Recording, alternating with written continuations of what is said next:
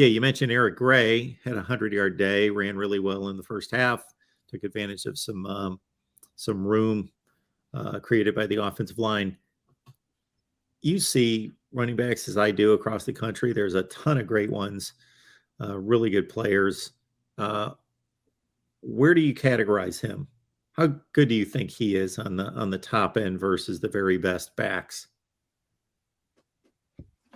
Yeah, I think what he's done, Mark, this year, I think he's positioned himself to potentially be an all Big 12 running back. Certainly, I think certainly that number one spot, at least at this point, I would say belongs to Deuce Vaughn in terms of the best running back in the Big 12. But I think he's right there behind him in that conversation.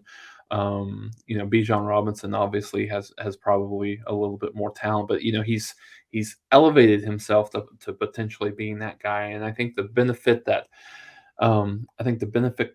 Eric Gray is getting is right now he's getting about 70-75% of the carries, whereas when you look at a guy like Bijan Robinson, I think it's more of a timeshare situation with Roshan there at Texas. But yeah, no, I think he's one of the things that he's been better at is running between the tackles.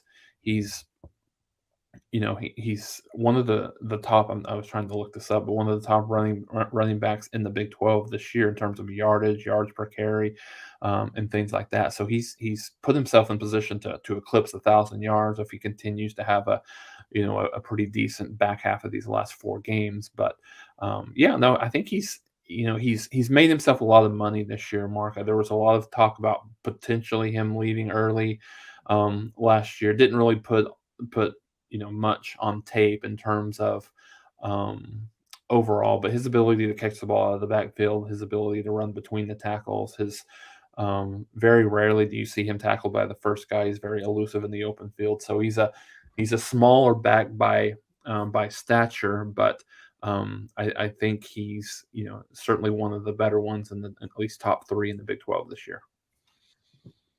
Marvin Mims didn't have the best day. I think he caught, he caught a couple passes for 16 yards, but he had some drops as well that might have extended the lead and put Oklahoma in a really good spot. Yeah, it was a little bit bizarre. Probably the worst game that Marvin Mims has played in Oklahoma uniform, not just this year, but his career. Yeah, as you mentioned, a lot of drops. I think he was a little bit frustrated that he wasn't able to get a couple of those long balls in one-on-one situations throughout the game, and maybe lost a little bit of focus and concentration. But yeah, no, it was certainly one of the